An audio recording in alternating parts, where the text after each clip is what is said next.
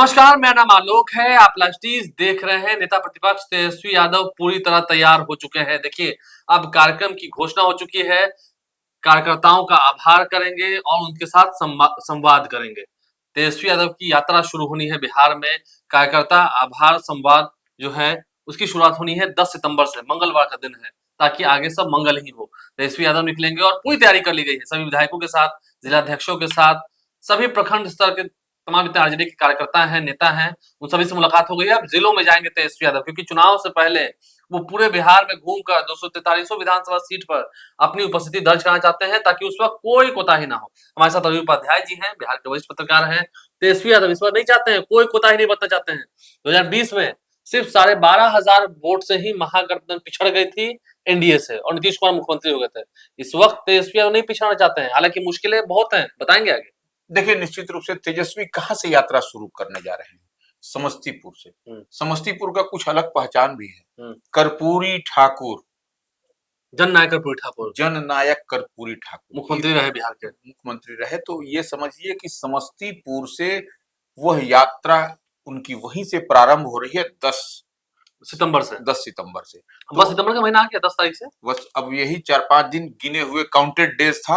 और देखिए, हम लोग सब लोग ये कह रहे थे कि तेजस्वी यादव कब जाएंगे, कब निकलेंगे, घोषणा कर चुके हैं। लेकिन देखिए, तेजस्वी यादव एक एक चीज मुंह से मुंह मिला के कैसे चल रहे हैं। उनके पिता श्री लालू प्रसाद यादव अपने स्वास्थ्य कारणों से विदेश गए थे, विदेश में जांच कराए, स्वस्थ हुए और वो पटना आ गए। आज पटना लौट के आ गए, राबड़ी देवी भी लौट के आ गई साथ में। सब अब देखिए, वो जो रोड मैप, जो खाका तैयार किया था, हम लोग बार बार इस बात को कह रहे थे कि रोड मैप खाका तैयार हो चुका है तेजस्वी के मूवमेंट का, और लालू प्रसाद यादव आएंगे, उसके बाद से हरी झंडी मिल जाएगी। और देखिए, उनको जानकारी मिल गई थी तेजस्वी यादव को कि उनके पिताश्री फलना तारीख को पटना आ रहे हैं इलाज करा करके, और सब कुछ पॉजिटिव बेहतर उनका ये हो गया है। तो उसके बाद से ही वो डिक्लेयर हो गया कि कैसे कैसे वो जाकर के परिभ्रमण कहाँ कहाँ करेंगे, किनसे मिलेंगे और कहाँ करेंगे, और वो समस्तीपुर जननायक के क्षेत्र से शुरुआत करने जा रहे हैं। यह सबसे बड़ी बात है। देखिए, इस बात को गौर करना पड़ेगा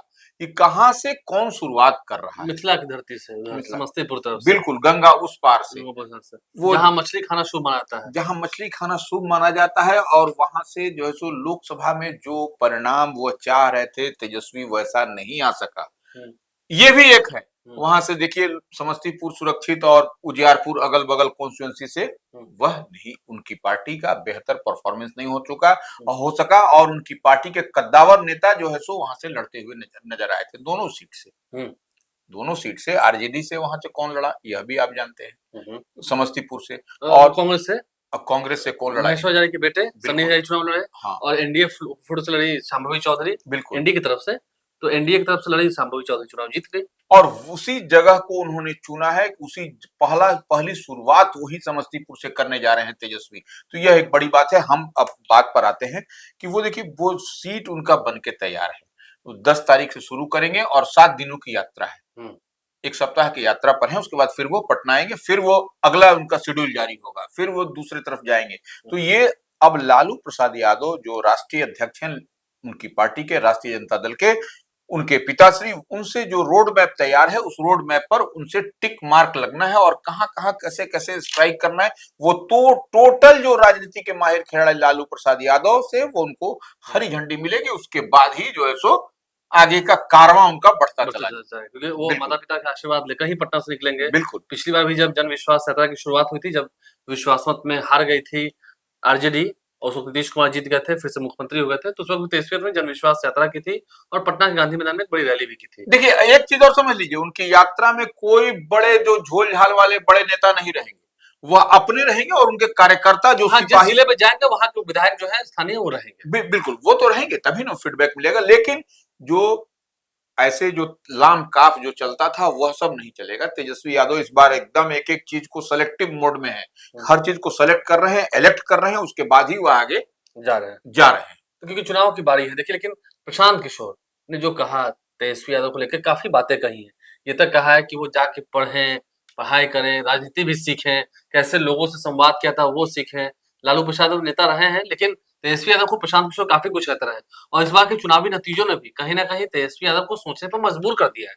देखिए, प्रशांत किशोर ठीक है, प्रशांत किशोर भी अपनी पार्टी का वो लॉन्च कर रहे हैं, अपनी पार्टी बना रहे हैं, वो 2 पदयात्रा अक्टूबर का को 2 अक्टूबर को, और वह घूमते हुए नजर आ रहे हैं, तो वह भी राजनीति कर रहे हैं। तो निश्चित रूप से तेजस्वी को टारगेट करेंगे और बोल रहे हैं कि कहीं पर भी हमको हमारी लड़ाई राष्ट्रीय जनता दल महागठबंधन से वो नहीं कहीं है, लड़ाई में है ही नहीं, वो है ही नहीं उनकी हमारी। लड़ाई होगी एनडीए से। हाँ, वो बोल रहे हैं हमारी लड़ाई एनडीए से होगी, हम्म, लेकिन बिहार में तो सब लोग लड़ता है महागठबंधन से, तेजस्वी से की पार्टी से। हम्म। ये प्रशांत किशोर कह रहे हैं, यह उनका यह भी एक प्रशांत किशोर का हमको लगता है चुनावी रणनीति का एक हिस्सा ही नहीं, है। उनकी रणनीति सफल होती रही है, नहीं नहीं, कई बार हुई है। हम वही कह रहे हैं, वो उनकी रणनीति का यह एक हिस्सा ही है। और इससे गवाह नीतीश कुमार तेजस्वी तो दोनों हैं। बिल्कुल 15 के बिल्कुल, चुनाव में कौन था पीछे में? वही हम ठीक है, आप कुछ भी कह लीजिए, पोस्टर साटने वाला कह लीजिए, कुछ भी कह लीजिए, लेकिन है तो वो रणनीतिकार। इसीलिए हम यानी कह कि रहे हैं। पश्चिम बंगाल में पोस्टर साट रहे थे, देखिए यानी कि दिल्ली में भी पोस्टर साट रहे थे, नहीं नहीं, इससे पहले यहाँ पर भी आंध्र जब, प्रदेश में पोस्टर हाँ, साट रहे इससे थे, पहले यहाँ रणनीति पर तो भी बनाते जो, हैं वो। हाँ, बिहार में भी इन लोगों की मदद करते नजर बिहार आए। में बाहर है, नीतीश कुमार है। हाँ बिल्कुल। तो ये देखिए, वह वही हम कह रहे हैं, उनकी उनकी यह भी एक रणनीति का हिस्सा ही है कि वह कह रहे हैं कि एनडीए से हमारी लड़ाई है इस बार के विधानसभा चुनाव में, कहीं से महागठबंधन और तेजस्वी से नहीं है, यह हम कह रहे हैं। तो ये वह एक स्ट्रेटजी का मूव है उनका, लेकिन हर पार्टी बिहार में जब आती है, हर पार्टी जब बिहार में रहती है, वो तेजस्वी की पार्टी, राष्ट्रीय जनता दल और महागठबंधन, इस बार के लोकसभा चुनाव में भी लड़ाई देखिए किससे हुई, तो ये और महागठबंधन से हुई। महागठबंधन से हुई। तो इस नहीं, बार सत्ता की धुरी रहे लालू प्रसाद और उनका परिवार, बिल्कुल, और राजनीति की देखिए धुरी रहे। निश्चित रूप से, और इस बार देखिए वह प्रशांत किशोर हमसे ज्यादा समझते हैं, बार बार इस बात को कहते हैं, क्योंकि इसके वो माहिर खिलाड़ी हैं। तो एक चीज तो समझना पड़ेगा कि बिहार में विधानसभा का चुनाव होने जा रहा है अगले साल। तो आप कैसे इसको आप मिनिमाइज करिएगा, तेजस्वी यादव को, आरजेडी को, महागठबंधन को, इंडिया ब्लॉक को, यह तो प्रशांत किशोर बता सकते हैं, लेकिन हमको लगता है कि घोल लड़ाई जो है सो वह ध्रुव पर, वहां पर कहीं ना कहीं तेजस्वी यादव भी रहेंगे। प्रशांत किशोर कह रहे हैं, वो अपने हिसाब से वो कह तो रहे अपने हैं, हिसाब से, लेकिन हमको, जो हम जहां तक देख और समझ पा रहे हैं, तेजस्वी का भी स्ट्राइक मजबूत होगा, इसमें कहीं कोई दो मत नहीं, क्योंकि तेजस्वी ने अपनी ताकत अब झोंकनी शुरू कर दी है। देखिए किस तरीके से आज जो है सो उनकी पार्टी के नेता जो है सो आज इनकम टैक्स तक जाम किया था, ये किसान प्रकोष्ठ के ऊपर। किसान प्रकोष्ठ के लोग, और और तेजस्वी तो खुद धरने पे बैठे हुए थे, और कल देखिए तेजस्वी तो खुद उन्होंने वो धरने पे धरना धरना दिया है, वो निश्चित रूप पार्टी से ऑफिस अब के वो बाहर मैसेज पास करने लगे हैं।